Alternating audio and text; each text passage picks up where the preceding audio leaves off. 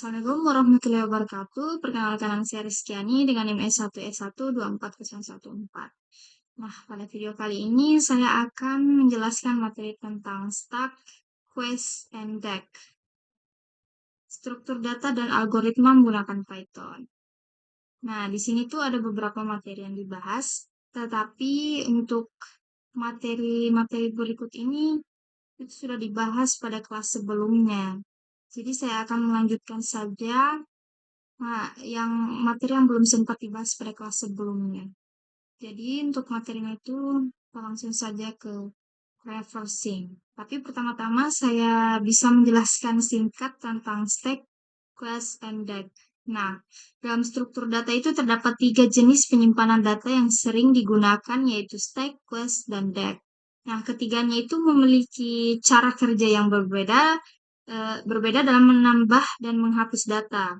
Nah, kalau untuk stack ini adalah struktur data yang menggunakan prinsip LIFO, last in, first out, yaitu data yang terakhir masuk akan menjadi data pertama yang keluar. Nah, untuk stack ini dapat dianalogikan seperti tumpukan buku atau piring, di mana benda yang berada paling atas akan diambil terlebih dahulu. Contohnya itu penggunaannya adalah pada fitur unduh pada editor teks dan tombol back pada browser. Nah, selanjutnya yang kedua itu queue.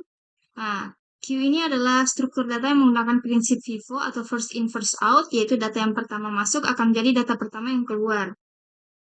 Nah, queue ini mirip seperti antrian, misalnya antrian di kasir atau pelayanan pelanggan. Orang yang datang lebih dulu akan dilayani terlebih dahulu. Nah, yang ketiga itu DEQ atau double ended queue adalah struktur data yang memungkinkan penambahan dan penghapusan data dilakukan dari dua sisi, yaitu depan maupun belakang. Ini DEQ ini lebih fleksibel dibanding stack dan queue karena dapat bekerja seperti kedua sekaligusnya. Nah, contohnya ini digunakan pada sistem antrian yang memungkinkan data ditambahkan atau dihapus dari kedua arah. Nah, langsung saja kita masuk ke refreshing data using a stack. Nah, karena stack itu menggunakan prinsip LIFO atau last in first out, maka stack itu sangat cocok digunakan untuk membalik urutan data. Artinya data yang terakhir masuk ke stack akan menjadi data pertama yang keluar. Nah, konsep ini itu dapat digunakan untuk yang pertama itu membalik urutan baris pada file, yang kedua itu membalik isi list, dan membalik urutan data dalam stack. Nah, untuk cara kerja reversing data dengan stack itu prosesnya seperti program membaca isi file per baris, dan setiap baris dimasukkan ke dalam stack menggunakan push. Yang ketiga itu karena stack bersifat LIFO, maka baris terakhir akan berada di posisi paling atas. Berikutnya, saat data dikeluarkan menggunakan pop, urutan baris menjadi terbalik, hasil akhirnya itu ditulis kembali ke file. Nah, di sini ada contoh kode. Mungkin kita akan coba.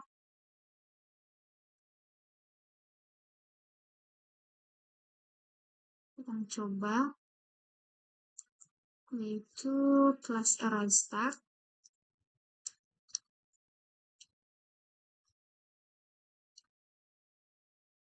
Class array start.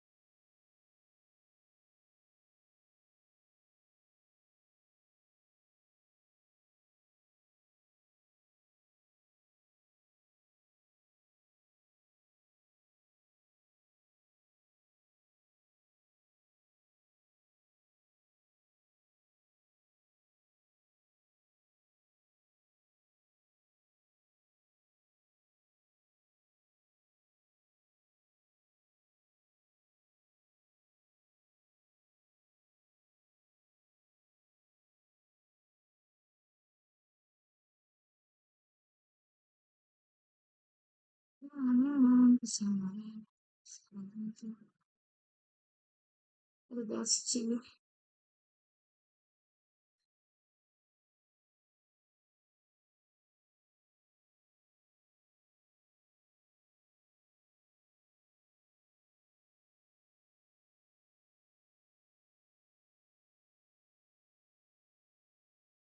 Strip.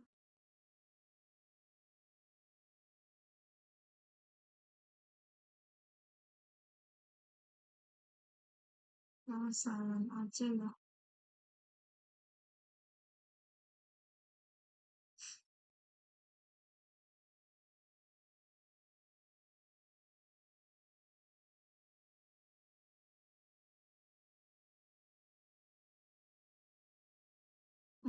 Ini aja.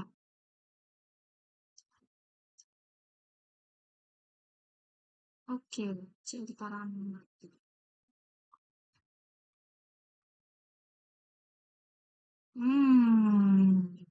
Oke, oke, oke, oke. Nah, maksud dari kode ini tuh kan di sini ada sebelum dibalik itu tertulis I'm going home.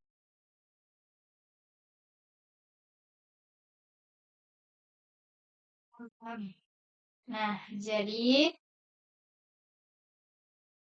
untuk penjelasan kodenya itu di sini ada kelas arraystic.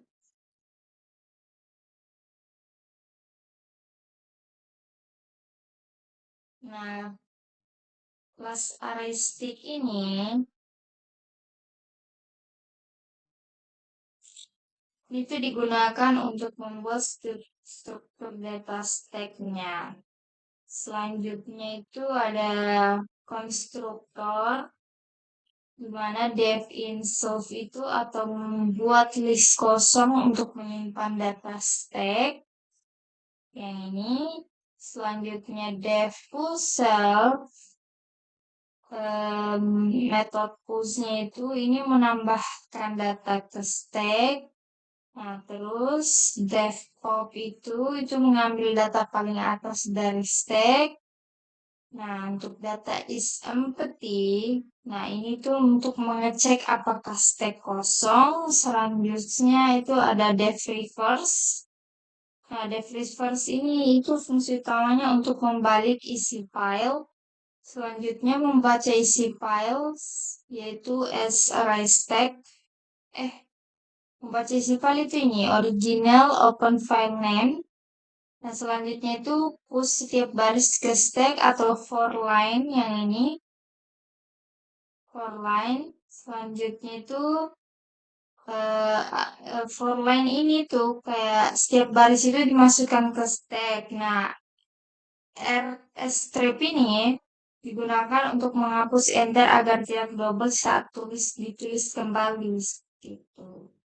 Nah, selanjutnya output. Ini untuk ulang file atau membuka file mode Word sehingga isi lama ditimpa. Nah, yang ini, yang ini, yang ini, yang ini, yang ini.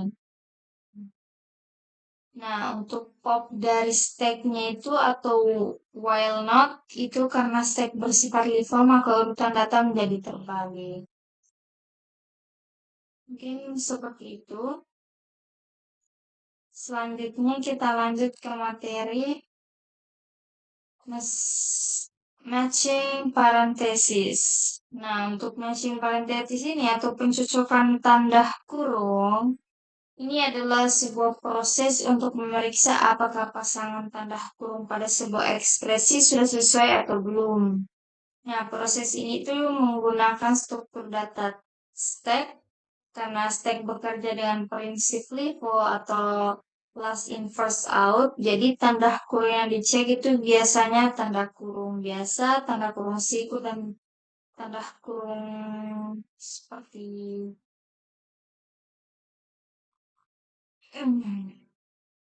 seperti itu. Nah, untuk cara kerja matching parenthesis ini itu seperti program itu membaca ekspresi dari kiri ke kanan menggunakan stack. Nah, langkah-langkahnya itu jika menggunakan tanda kurung buka, maka simbolnya tersebut dimasukkan ke stack menggunakan push, seperti itu. Nah, jika menemukan tanda kurung ditutup, maka program itu mengambil simbol terakhir dari stack menggunakan pop. Nah, seperti ini. Tanda kurung ditutup. Menggunakan pop. Nah, terus program akan mengecek apakah pasangan tanda kurung sesuai. Jika semuanya pasangan dan staf kosong di akhir proses, maka ekspresinya dinyatakan benar. Nah, untuk kompleksitasnya itu, algoritma ini tuh memiliki kompleksitas waktu ON dikarenakan setiap karakter itu diperiksa satu kali dan operasi push dan popnya itu berjalan cepat. Nah, untuk kode program ini, nah ini tuh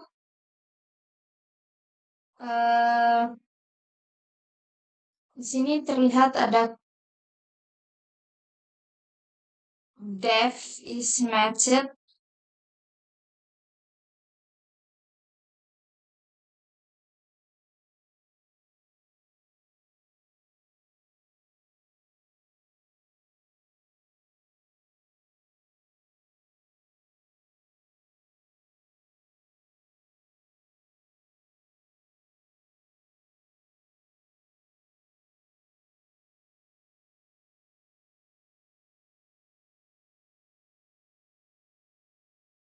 Kita langsung coba saja ya contoh kodenya. Contoh kodenya itu yang ini ya. Nah, yang ini.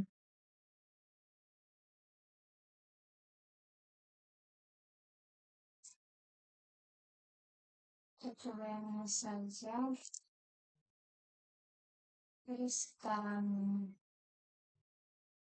Jadi output yang akan muncul itu seperti ini. False method. Seperti itu. Nah, kalau output pertama itu yang ini yang false, nah itu artinya pasangan tanda kurung salah karena dibuka dengan kurung siku tetapi ditutup dengan kurung ini. Kurung apa? Kurung apa ya ini? Lupa. Kurung kurawah. Nah, untuk yang kedua itu true dikarenakan semua tanda kurung itu memiliki pasangan yang benar ini. Kurung siku ditutup kurung siku. Gitu.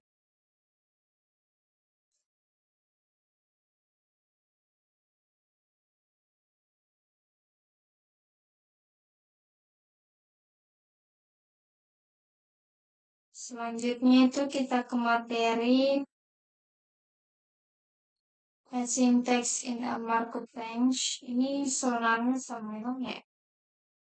Nah, untuk ini tuh kalau matching text ini adalah proses untuk memeriksa apakah tag pembuka dan tag penutup pada dokumen HTML itu sudah sesuai atau belum. Nah, pada proses ini tuh digunakan struktur data stack untuk membantu mengecek tag. Misalnya contoh tag HTML seperti HTML HTML itu harus ditutup dengan slash HTML. Nah, body harus ditutup dengan slash body dan H1 harus ditutup dengan slash H1. Nah, jika ada tag yang tidak memiliki pasangan, maka struktur HTML itu dianggap salah. Nah, untuk cara kerja matching text ini tuh untuk program membaca dokumen HTML dari kiri ke kanan. Jadi langkah-langkahnya itu jika menemukan tag pembuka, jadi itu tag dimasukkan ke stack menggunakan push. Lalu jika menemukan tag penutup, program mengambil tag terakhir dari stack menggunakan pop.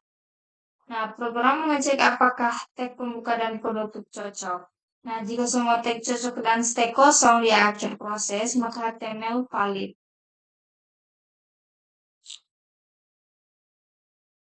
Nah, terus ini ada kode program. Kita coba ya. Kode programnya harus sudah saling sebenarnya. Dan paling mudah saja.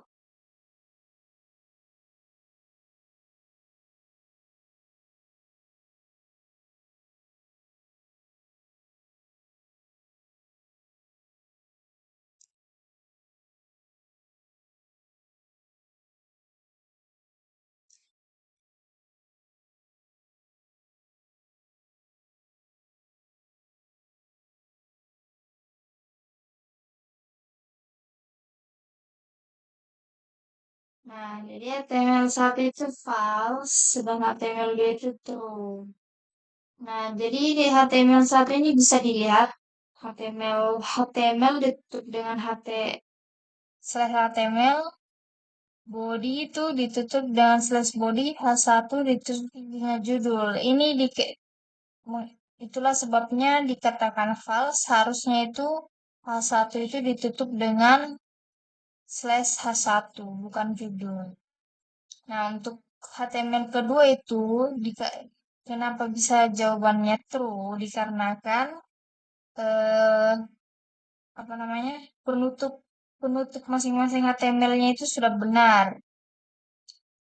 Nah, di sini bisa dilihat HTML ditutup dengan slash HTML, body ditutup dengan slash body, H1 ditutup dengan slash H1 lalu judul. Gitu.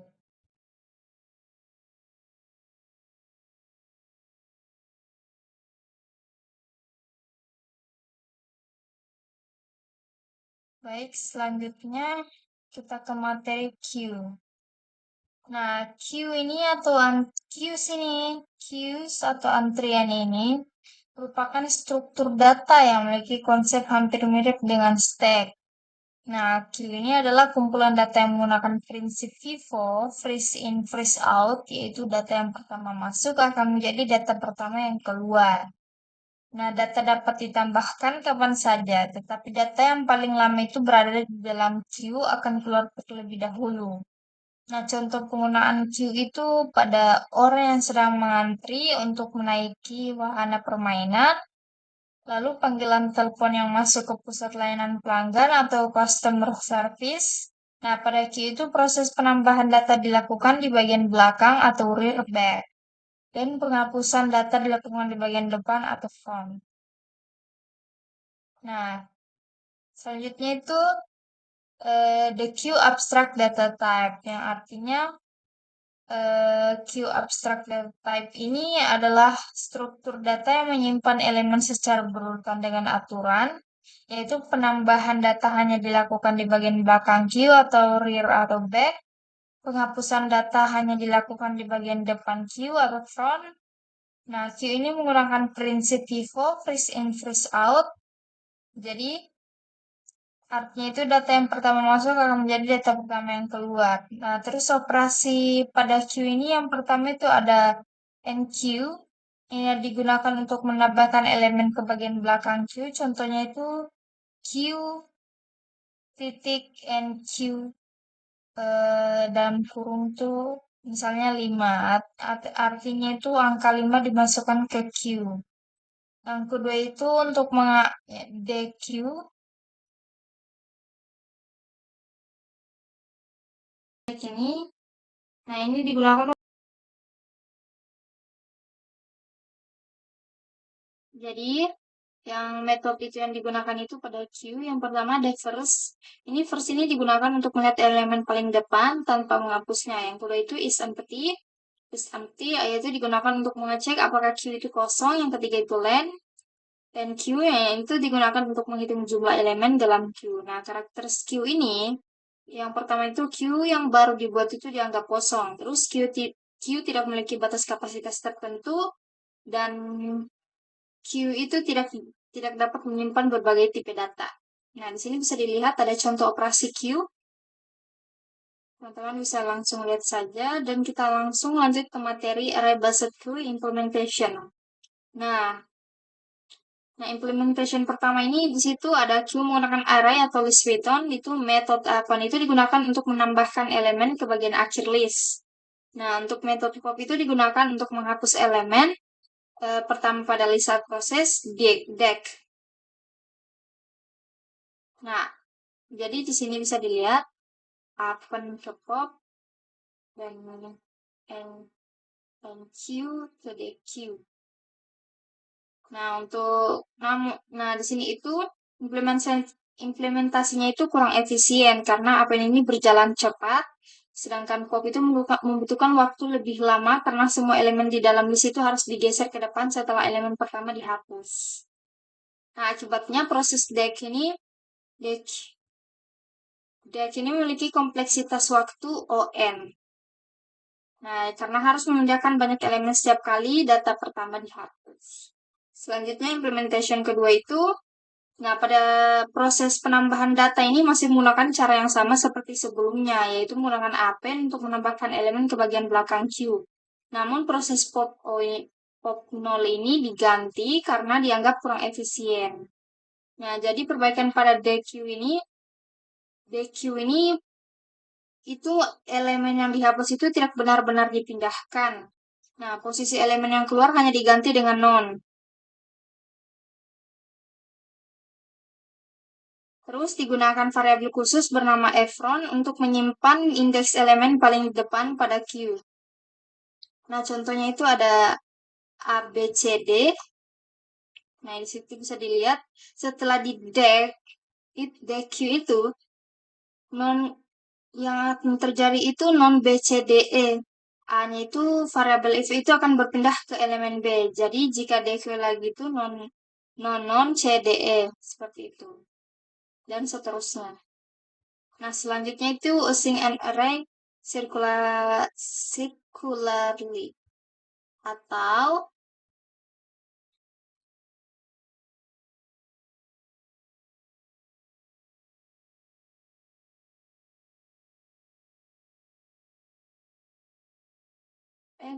maaf. Nah, maksudnya no. Nah, jadi keuntungan implementasi ini itu memiliki kompleks waktu lebih cepat, di mana operasi DB itu memiliki kompleksitas O1 karena tidak perlu menggeser seluruh elemen dalam array seperti pada POP. Nah, kekurangan pada implementasi yang ini, itu walaupun lebih cepat, implementasi ini memiliki masalah pada penggunaan memori. Nah, array akan terus membesar walaupun sebagian besar elemennya sudah kosong. Nah, akibatnya jumlah elemen sebenarnya sedikit, tetapi ukuran array tetap besar. Nah, kompleksitas ruang itu atau OM. Nah, ini OM itu di mana M itu adalah jumlah total operasi NQ. N itu adalah jumlah elemen sebenarnya di Q. Biasanya M itu lebih besar dari N. Nah, dampak dari implementasi ini yaitu desain seperti ini dapat menimbulkan masalah pada program yang digunakan dalam waktu lama, contohnya daftar tunggu restoran. Nah, mungkin antrean tidak pernah lebih dari 30 orang dalam satu waktu, tapi selama satu hari jumlah total pelanggan yang masuk bisa ratusan. Nah, ini berakibat array akan terus membesar meskipun isi queue sebenarnya sedikit. Nah, hal itu menyebabkan pemborosan memori. Selanjutnya ke using an array circularly. Nah, ini itu atau array secara sirkular ini pada queue ini adalah implementasi queue sebelumnya. Banyak ruang memori yang terbuang karena elemen yang sudah dihapus hanya diganti menjadi non. Nah, untuk mengatasi masalah tersebut digunakan teknik circulary array atau array melingkar. Nah, pengertian dari circular array ini adalah teknik di mana posisi depan dari belakang queue dapat berputar kembali ke awal array ketika sudah mencapai indeks terakhir. Artinya jika indeks sudah mencapai akhir array, maka indeks berikutnya kembali ke awal array. Nah, dengan cara ini ruang kosong di depan array dapat digunakan kembali sehingga memori menjadi lebih efisien. Nah, cara kerja circular queue ini itu di bagian depan queue atau front itu dapat bergerak ke kanan, elemen baru ditambah di belakang queue, dan jika posisi sudah mencapai indeks terakhir atau n kurang 1 itu, maka akan kembali ke indeks 0. Nah, contohnya itu mungkin ada N-nya itu sama dengan 5, berarti isi array-nya itu A, B, C, D, E. Nah, jika elemen A dan B-nya itu dihapus, berarti non C, D, E. Nah, saat menambahkan elemen baru, misalnya F, G, C, D, E, elemen baru ditempatkan kembali di awal array. Seperti itu. Jadi yang awalnya itu F, G, belakangnya C, D, E. Elemen AB itu diganti jadi FG. Nah, selanjutnya, rumus circular Q itu untuk memindahkan indeks front digunakan rumus F sama dengan F plus 1 persen N. Nah, F itu untuk posisi front, N itu untuk ukuran array, dan persen itu operator modulo. Nah, operator modulo ini digunakan agar indeks kembali ke 0 saat mencapai akhir array. Contohnya 4 tambah 1 persen 5 sama dengan 0. Artinya jika indeks berada di posisi 4, maka indeks berikutnya kembali ke 0.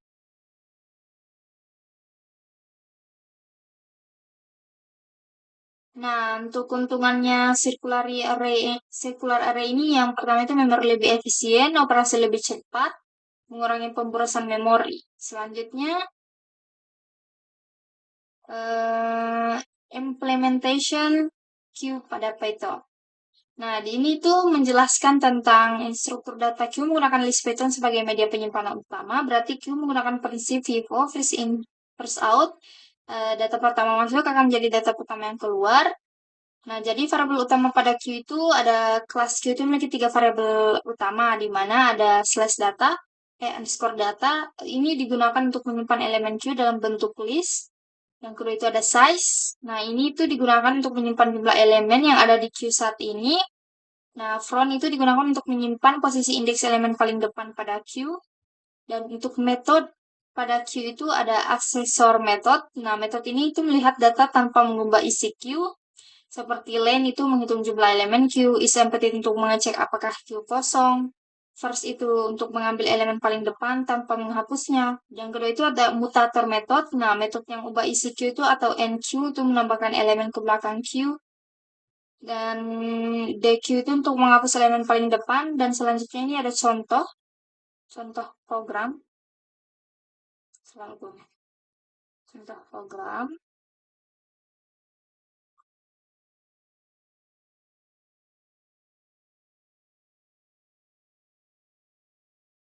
Contoh programnya itu yang ini.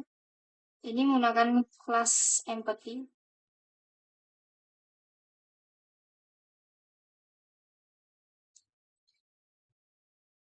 Jadi kita langsung saja wassalam. Berdoa terhadap penghapus tarang. Nah, di sini tuh ada konstruktor init, di mana konstruktor init ini itu, yang init ini, yang init,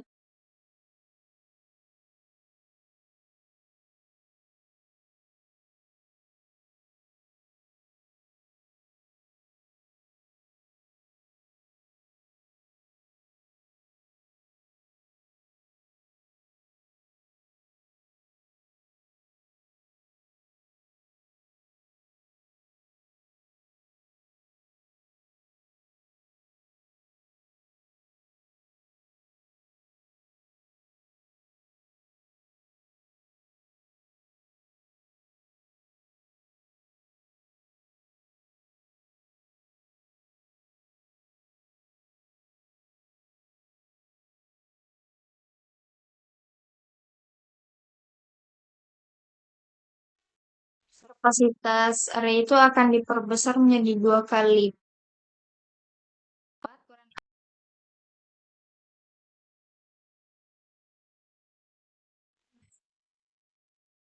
Seperti itu.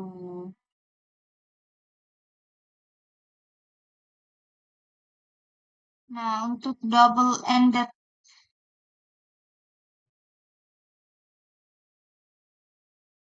nah di sini ada double-ended queue. Kita langsung masuk saja di sini. Deck. Nah, ini pengertiannya itu deck ini dibaca deck atau double-ended queue adalah struktur data mirip queue yang memungkinkan proses penamaan data dan penghapusan data. Ini dilakukan dari 2 sisi, yaitu bagian depan atau front maupun bagian belakang atau back. Nah, karena lebih fleksibel, deck ini dianggap lebih umum dibanding stack maupun queue biasa. Yang perbedaannya itu kalau kalau perbedaan dari deck dan queue itu queue biasa itu tambah data di belakang, hapus data di depan. Kalau deck itu menambah data bisa di depan atau belakang dan hapus juga bisa di depan atau belakang. Nah, contoh penggunaan deck ini itu dapat dilihat pada sistem daftar tunggu restoran, di mana situasi pertama itu kadang pelanggan pertama dipanggil, tapi ternyata meja belum tersedia. maka pelanggan tersebut bisa dimasukkan kembali ke posisi paling depan antrian. Seperti itu. Nah, situasi kedua itu ada pelanggan yang berada di belakang antrian, mungkin mereka terlalu lama menunggu lalu keluar dari antrian. Artinya, data pelanggan dapat dihapus dari bagian belakang queue. Nah, kelebihan deck ini tuh lebih fleksibel. Nah, itu data bisa diambil dan dihapus dari dua sisi. Yang kedua itu dapat berfungsi seperti stack jika hanya menggunakan satu sisi. Dan tiga itu dapat berfungsi seperti queue jika menggunakan aturan FIFO. Ada first in, first out. Nah, untuk abstract data type itu atau abstract data type itu, nah ini tuh struktur apa yang menyediakan beberapa metode utama untuk mengatur data di dalam deck. Yang pertama ada add first. Nah, digunakan untuk menambah elemen ke bagian depan deck. Yang kedua itu ada add last. Nah, digunakan untuk menambah elemen ke bagian belakang deck. Yang ketiga itu delete first. Nah, itu ada untuk menghapus dan mengambil elemen pertama pada deck. Selanjutnya atau delete last. Ini digunakan untuk menghapus dan mengambil elemen terakhir pada deck. Nah, jika deck kosong maka akan muncul error. Contohnya itu d titik delete last. Nah, untuk aksesoris metode pada deck itu yang pertama ada first. Nah, digunakan untuk melihat elemen pertama tanpa menghapusnya. Yang kedua ada last, digunakan untuk melihat elemen terakhir tanpa menghapusnya. Yang ketiga ada is empty. Nah, digunakan untuk mengecek apakah deck kosong. Dan landy itu digunakan untuk menghitung jumlah elemen dalam deck. Seperti itulah. Jadi bisa dilihat ke implementasi deck itu menggunakan circular array itu yang ini menggunakan tiga variabel utama yang sama seperti deck, yaitu data, size, front, di mana data untuk menyimpan elemen deck, size untuk menyimpan jumlah elemen dalam deck, front untuk menyimpan posisi elemen paling depan. Nah, deck ini menggunakan konsep rem lingkar sehingga indeks dapat kembali ke awal array ketika mencapai indeks akhir. Nah, posisi belakang itu atau back untuk menentukan posisi elemen paling belakang digunakan rumus back sama dengan self titik underscore front ditambah self titik underscore size dikurang 1% len self titik underscore data. Seperti itu. Nah, ini self titik underscore front ini posisi depan. Untuk self underscore size ini jumlah elemen dan len ini untuk ukuran arraynya. Nah, kalau untuk nambah elemen di depan, itu ada pada metode add first. Nah, di mana posisi underscore font ini harus digeser ke kiri secara sirkular menggunakan rumus self titik underscore front sama dengan self titik underscore front dikurang 1% len datanya itu self titik underscore data. Nah, tujuannya itu agar elemen baru bisa dimasukkan ke bagian depan deck. Di situ bisa dilihat ada table operation dan return value dan decknya. Bisa teman-teman lihat sendiri.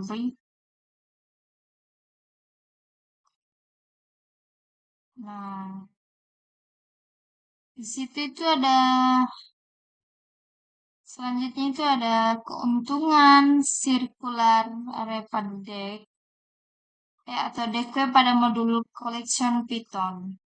Nah, di sini tuh Python itu menyediakan struktur data deck melalui modul di mana ada modul collection.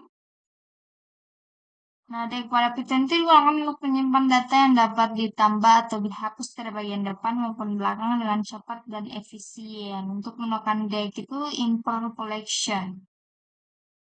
Nah, di sini bisa dilihat ada metode deck dan fungsinya. Teman-teman bisa melihat sendiri fungsi-fungsinya.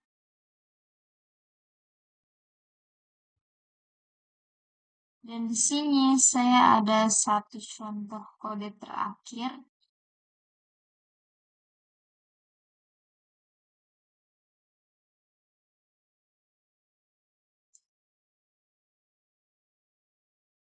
Yaitu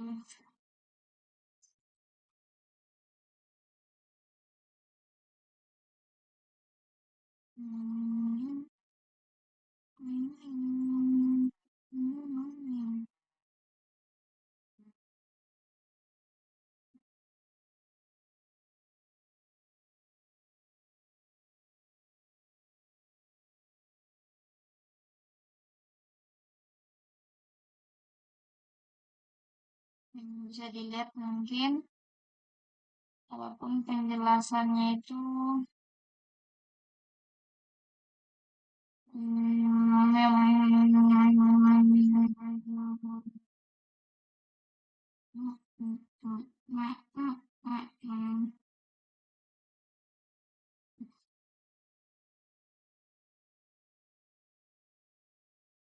mungkin ini saja.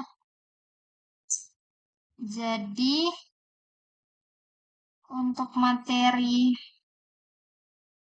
stack, queue, dan deck itu sudah selesai. Mungkin ya sampai di sini saja. Sampai di sini saja. Jadi melalui materi ini itu dapat dipahami bahwa pemilihan struktur data yang tepat sangat berpengaruh terhadap efisiensi program. Jadi stack, queue, dan deck ini memiliki karakteristik serta fungsi yang berbeda sesuai kebutuhan pemrosesan data. Nah, dengan memahami konsep operasi dasar serta implementasinya dalam Python diharapkan dapat membantu dalam membuat program yang lebih terstruktur, efisien, dan mudah dikembangkan. Jadi saya tutup. Mohon maaf apabila ada salah kata. Wassalamualaikum warahmatullahi wabarakatuh.